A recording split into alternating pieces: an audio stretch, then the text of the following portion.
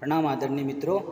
आज हम आपके सामने 3 छोटी छोटी स्टोरी बताएंगे जिसके माध्यम से आप अनेकों प्रेरणा हासिल कर सकते हैं।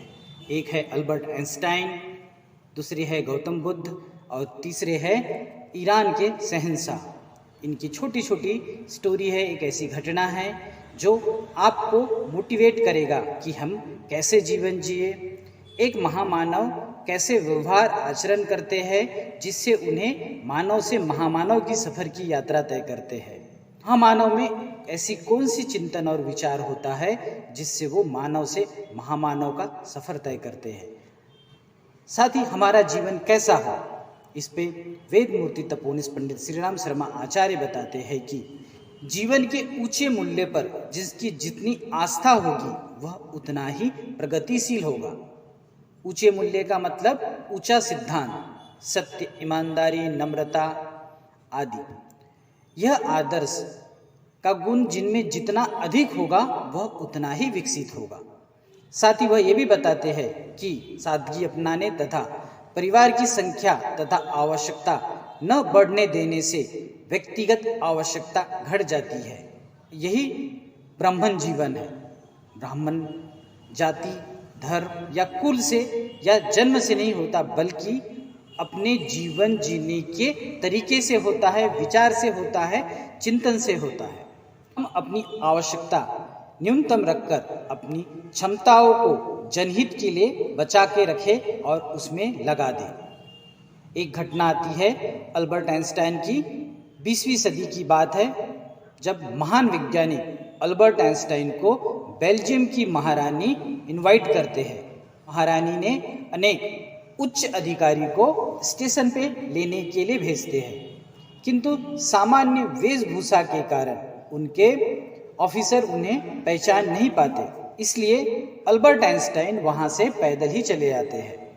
पैदल आने के बाद अपनी सूचना देते हैं महारानी को कि हम पहुँच गए हैं। महारानी अल्बर्ट आइंस्टाइन के पास आकर क्षमा व्यक्त करते हैं कि हमारे अधिकारी आपको पहचान नहीं पाए। उस पर अल्बर्ट आइंस्टाइन बहुत सुंदर सा जवाब देते हैं कि मुझे पैदल चलना अच्छा लगता है।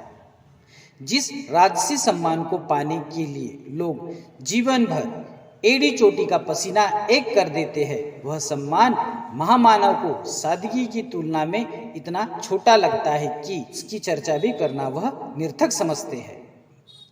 एक घटना आती है गौतम बुद्ध की। जब गौतम बुद्ध वृक्ष को साष्टांग प्रणाम कर रहे थे, इस पर उनका शिष्य उनसे कहते हैं कि आप साष्टांग प्रणाम क्यों कर रहे हो इस तुच्छ सा वृक्ष को।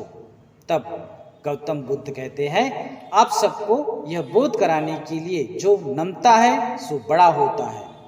ऐसा न हो कि आप लोग अहंकारी बनकर नमन की परंपरा को ही भुला दें। ईश्वरीय मार्ग में इस प्रकार की बड़प्पन की महत्वाकांक्षाएं पहले छोड़नी पड़ती है।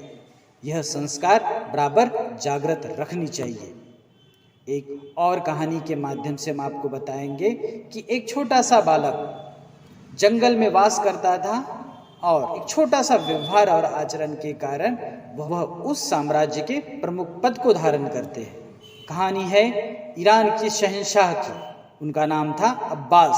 वह एक बार शिकार करने के लिए जंगल गए थे और वहाँ वह रास्ता भटक गए। वहाँ पे उनका भेंट एक चरवाहे बालक से होती है। नाम था मोहम्मद अली बेग। चरवाहा होते हुए भी उसकी हाजिर जवाबी तथा व्यक्तित्व से साहब बड़े प्रभावित हुए और लौटते समय उसको अपने साथ ले आए। मोहम्मद अली बेग को राज्य का कोषाध्यक्ष बना दिए। यद्यपि वह एक निर्धन परिवार का था, फिर भी इतनी धन दौलत को देखकर उनका मन तनिक भी विचलित न हुआ। वह अपने को कोषालय के समस्त धन का रक्षक मानता था। वह इतने बड़े पद पर होते हुए भी जीवन सादगीपूर्ण जीवन जीते थे। शाह की मृत्यु के बाद उनका पौत्र जो अल्प आयु के थे उन्हें सिंहासन सौंप देते हैं। किसी ने शाह की कान भर देते हैं कि मोहम्मद अली राज्य के धन का दुरुपयोग कर रहे हैं। शाह ने उस प्रकरण की जांच के लिए आदेश देते हैं। बिना सूचना दिए ही महल के निरीक्षण के लिए निकल जाते हैं, इंस्पेक्शन के लिए निकल जाते हैं, ऑडिट के लिए निकल जाते हैं।